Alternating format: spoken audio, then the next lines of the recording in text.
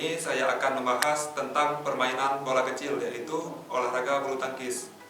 Di video kali ini yang akan saya bahas adalah tentang pengertian bulu tangkis, sejarah permainan bulu tangkis, teknik dasar, dan peraturan-peraturan yang ada di dalam permainan bulu tangkis.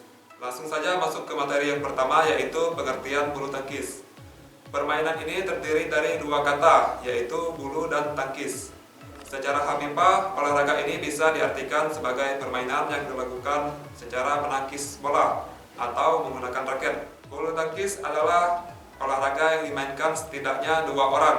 Tujuan dari permainan ini adalah memukul kok hingga melayang melewati net, kemudian jatuh ke lantai daerah lawan agar terhitung poin. Ke pembahasan yang kedua, yaitu sejarah permainan bulu tangkis. Tidak ada yang tahu pasti tentang permainan bulu tangkis kapan diciptakan. Olahraga ini akan tetapi banyak berpendapat mengatakan bahwa permainan tersebut sudah ada sejak zaman Mesir kuno, yaitu sekitar abad 2000 tahun yang lalu. Badminton mulai masuk ke Indonesia pada zaman penjajahan sekitar tahun 1990. Akan tetapi olahraga ini bisa berkembang di tahun 1974 atau setelah Indonesia merdeka. Sejak saat itu perkembangan bulu tangkis pun cukup pesat dan mulai bermunculan. Di tahun 1951 terbentuklah Persatuan Bulu Tangkis Seluruh Indonesia atau PBSI yang menaungi aktivitas badminton di negeri. Sampai sekarang badminton menjadi salah satu olahraga menjadi kebanggaan Indonesia. Lanjut ke pembahasan yang berikutnya, yaitu peraturan permainan bulu tangkis. Yang pertama, peraturan perlengkapan bulu tangkis. Yang pertama, raket. Raket memiliki panjang maksimal 60 cm dengan lebar 22 cm. Panjang kepala raket atau area senar 28 cm dengan lebar 22 cm.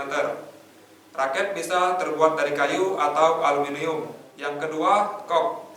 Kok terbuat dari 16 helai bulu unggas yang ditancapkan di gapus berdiameter 25 sampai 28 mm. Berat standar kok adalah sekitar 4,74 sampai 5,5 gram. Sedangkan tinggi kok antara 64 sampai 74 mm. Peraturan yang kedua yaitu jumlah pemain.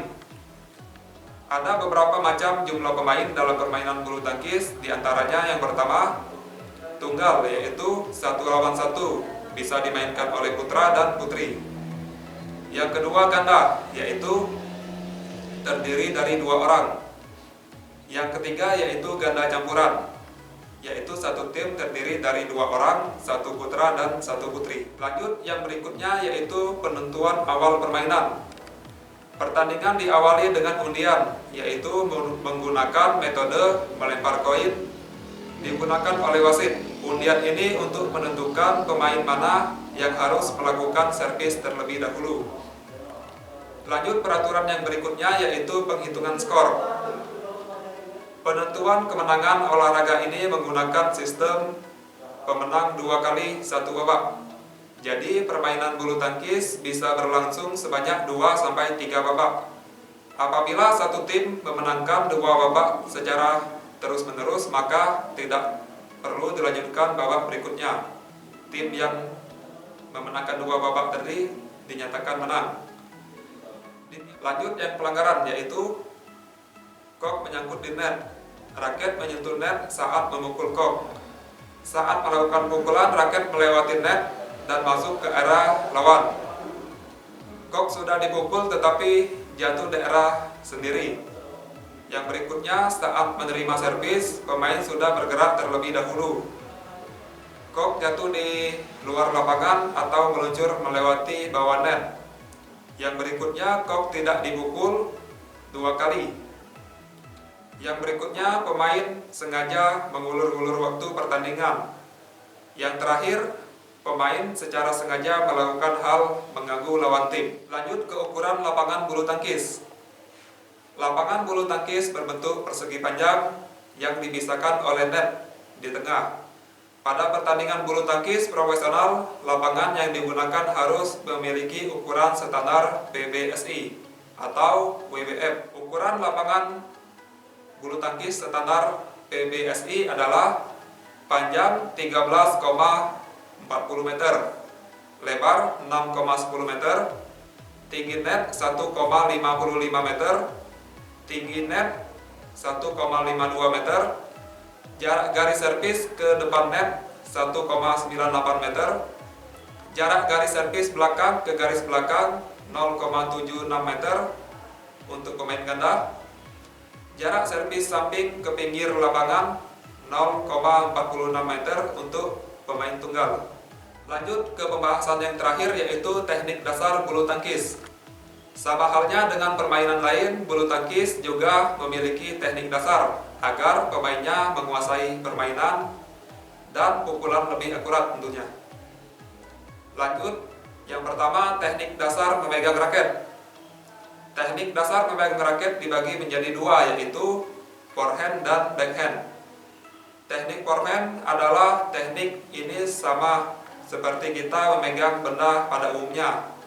Tangan lurus menggunakan pegangan raket, sedangkan telunjuk dan ibu jari membentuk sudut atau huruf P.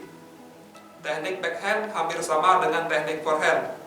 Hanya saja posisi ibu jari tidak bertemu pada ujung jari lainnya, melainkan disejajarkan dengan pegangan raket hingga mendekati telunjuk. Lanjut ke teknik dasar yang berikutnya, yaitu servis bulu tangkis.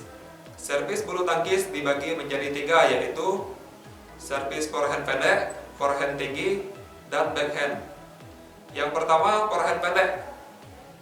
Pemain memukul kok tidak begitu kuat, akibatnya kok meluncur akan jatuh di sekitar net atau area depan lawan. Forehand tinggi. Teknik ini dilakukan untuk membentuk kok melambung tinggi dan jatuhnya cukup jauh di area net. Lanjut, yang terakhir servis backhand. Servis backhand dilakukan dengan cara tenaga sedang, tujuannya agar kok bisa jatuh dekat garis serang lawan dan mendarat setelah melewati net. Hal ini bisa bertujuan agar lawan kesulitan mengembalikan serangan. Lanjut ke teknik dasar yang terakhir, yaitu teknik dasar memukul. Yang pertama, pukulan lob. Pukulan ini dilakukan dengan cara memukul kok agar bisa terbang setinggi mungkin dan jatuhnya di belakang garis lapangan lawan. Pukulan seperti ini biasanya digunakan akan membuat lawan kesalahan sehingga mereka pun jadi cepat lelah. Yang kedua, pukulan drop shot. Pukulan drop shot bertujuan untuk mematikan pergerakan lawan.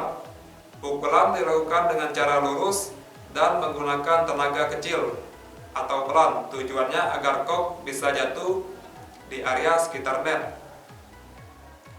Lanjut, yang berikutnya pukulan drip.